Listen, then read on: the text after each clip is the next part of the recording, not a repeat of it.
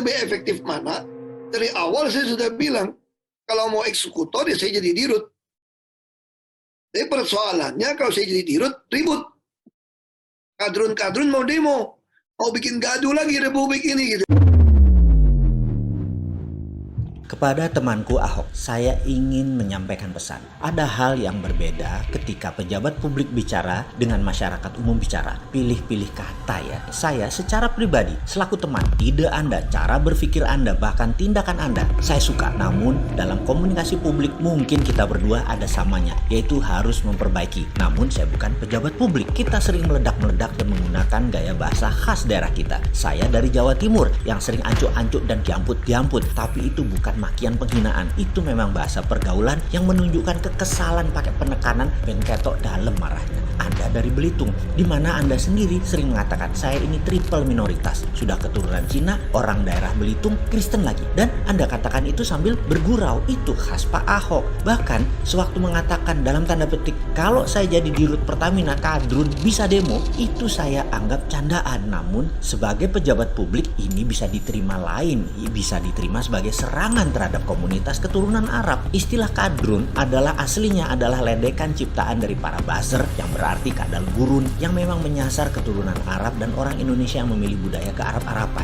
Sebentar, kedua ini masalah SARA. Ini sensitif. SARA adalah suku, agama, ras, dan antar golongan. Ini adalah hal yang sangat sensitif dilontarkan selain body shaming atau menghina karena bentuk tubuh, warna kulit, dan sejenisnya. Semua ini menimbulkan rasa benci. Semua ini menimbulkan personal anger. Semua ini harus diselesaikan. Berharap pada pemerintah, saya kok masih pesimis. Karena selama ada buzzer, yaitu kelompok orang yang dibayar negara untuk mempropagandakan sesuatu dan menyerang oposisi atau apapun yang dianggap berlawan dengan pemerintah di media sosial dan di media mainstream, sulit kebencian hilang dari masing-masing kelompok. Namun, kalau saya boleh buka, ya saya buka-bukaan. Demi bangsa ini bersatu, demi bangsa ini damai. Sekali lagi, tujuan kali ini adalah demi bangsa bersatu dan bangsa ini damai. Buka hati ya untuk menerima informasi selanjutnya. Asal masalahnya sederhana. Ini semua adalah karena minority syndrome, sindrom kaum minoritas. Sabar, jangan kesel dulu. Baru dibuka dikit sudah lompat pikirannya berasumsi negatif. Sudah bete, sing sabar.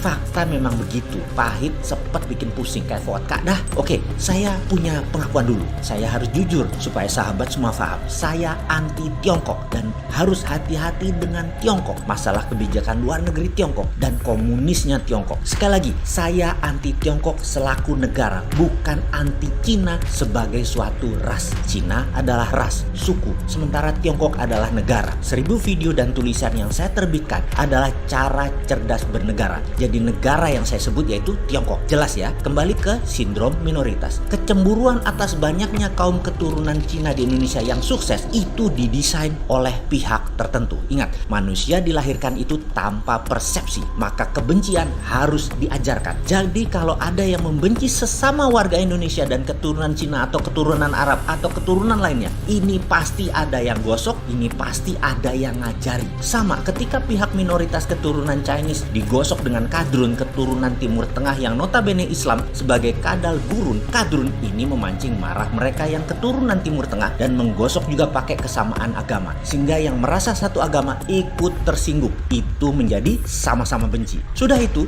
yang minoritas keturunan Chinese yang juga Kristen dekat dengan pemerintahan saat ini seakan-akan dirangkul. Sementara yang di seberang sudah dikadrun-kadrunkan, tidak diakomodir sama sekali oleh pemerintah. Dan sekali lagi, ini persepsi dan ini diprovokasi. Jadi mayoritas yang umum, yang kebanyakan, yang di tengah dalam tanda petik kebisingan, itu 5% populasi di sebelah kiri luar, perang lewat sosmed dan media lain dengan 5% populasi kanan luar. Wes cocok iki, dipiara lagi, didiemin lagi, damaikan bos kalau Anda benar-benar jadi pemimpin yang agung dan baik. Ini herannya lagi, ini dipelihara sejak Pilkada DKI tahun 2017 dan belum disembuhkan. Nah ini niat bernegara nggak sih kalian? Aduh ampun deh, selesaikan secara adat. Dan sekali lagi, untuk temanku Pak Ahok, jangan sensitif bercandanya, menyebut SARA. Pokoknya semua pejabat publik, bukan hanya teman saya Pak Ahok, kalian semua sing sabar jadi pejabat. Rakyat memang begitu. Dari sisi rakyat, ya pinter-pinter dikit lah melihat masalah dan informasi. Jangan cepet-cepet nge-share hal-hal yang nggak penting. Yang 90% di tengah, gara-gara nggak diselesaikan perang kiri kanan ini, jadi nggak bisa dagang, nggak bisa tidur,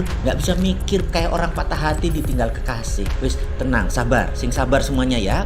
cara menyelesaikannya bagaimana? Nah ini, kita ini bukan pejabat, bapak bangsa bukan, disuruh selesaikan masalah aja kerjanya. Tapi siap, oke, begini sarannya. Saya pernah ceritakan namun saya coba ulas dari sisi yang lain. Yang cerita adalah mantan ajudan Pak Benny Murdani yang sekarang sudah pensiun berbintang 2 di pundaknya, seorang yang pintar dan santun. Pengalamannya sebagai dubes Tiongkok atas pertahanan Inggris Amerika membuatnya sedikit dari putra bangsa yang paham kekuatan 3 negara tersebut dalam percaturan global. Karena saya pengen dia menjadi Menlu, Menteri Luar Negeri, pemimpin pejambon. Kalau nggak bisa sekarang, ya nanti juga ada kesempatan. Suatu hari Pak Benny yang dicalonkan Pak Harto untuk menjadi wakil presiden menghadap Pak Harto, tentunya ditemani sang ajudan. Ketika berhadapan dengan Pak Harto, Pak Benny mengatakan tidak bersedia menjadi wakil presiden yang oleh Pak Harto tidak dipertanyakan pernyataan tersebut. Dan kemudian Pak Harto memilih Pak Sudarmono menjadi wakil presiden. Sang ajudan bingung atas pilihan Pak Benny tersebut. Dia yang tadinya bersemangat karena bakal jadi aspri atau ajudan wapres mendadak balik ke barak lagi. Sebulan berlalu, dia ada kesempatan berdua santai dengan Pak Benny, maka hal ini ditanyakan yang selama 1 bulan dia tunggu-tunggu momen ini, yaitu bertanya mengapa Pak Benny menolak tawaran untuk menjadi wakil presiden Indonesia. Maka ia menirukan perkataan Pak Benny dengan nada keras ciri Pak Benny.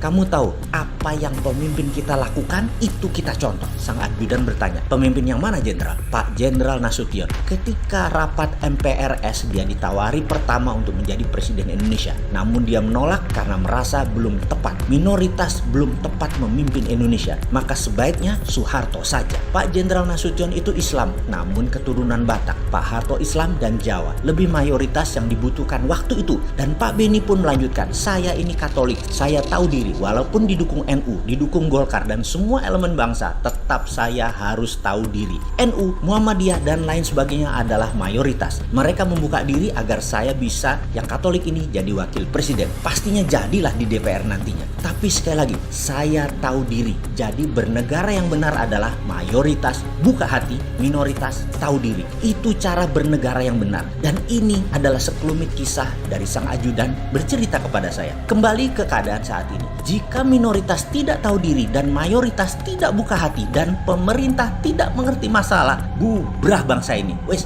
paham masalahnya? Ya sudah, beneri sekarang.